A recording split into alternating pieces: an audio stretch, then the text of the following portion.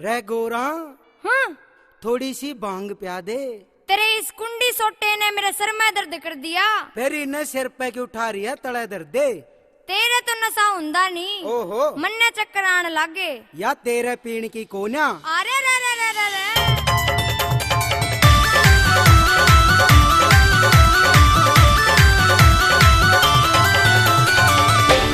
रे गोरा तने कही थी बात, फिर बोलिए। वो निभाऊं मैं जिंदगी भर का साथ। ओए होए छोड़ दे जिक्र जानकार, यो सारा रोड़ा अच्छा? यो सारा रोड़ा ना। यो सारा रोड़ा तेरी भांग कार, दीवाना बोला तेरी भांग कार। यो सारा रोड़ा तेरी भांग कार, दीवाना बोला तेरी भांग कार।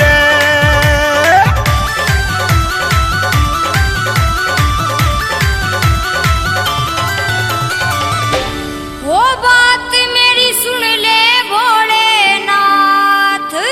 अच्छा भांग तेरी घोट घोट दिन रात। ओए ओए ओए ओए। वो मेरा मन पिहरी जानकार।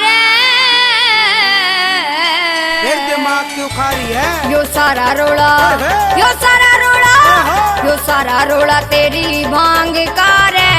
यो सारा रोड़ा तेरी भांग कार है। यो सारा रोड़ा तेरी भांग कार है। यो सारा रोड़ा तेरी भांग कार है।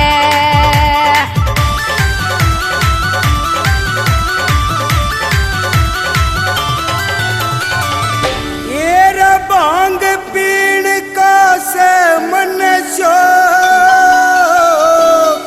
अच्छा अरमान जगोरा मत न्यारो के।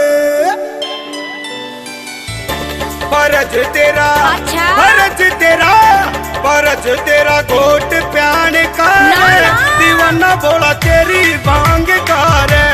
जो सारा रोला तेरी भांग कार है। दीवाना बोला तेरी भांग कार है।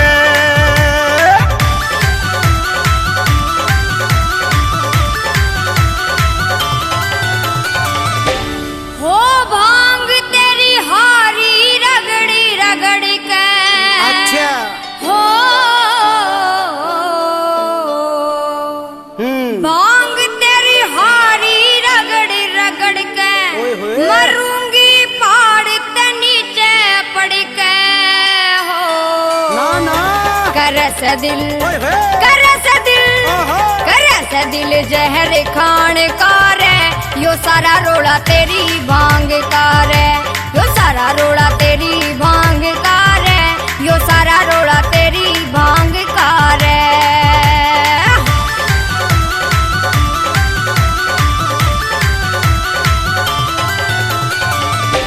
हो नशे ते बहुत हुए कंगाल। अच्छा हो ओहो। नशे ते बहुत हुए कंगाल। ओहो। बिगड़ गए बड़े बड़ा के हाल रे। हाथ कुछ ओहो। हाथ कुछ नहीं आन कार है। यो सारा रोड़ा तेरी भांग कार है। यो सारा रोड़ा तेरी भांग कार है। यो सारा रोड़ा तेरी भांग कार है।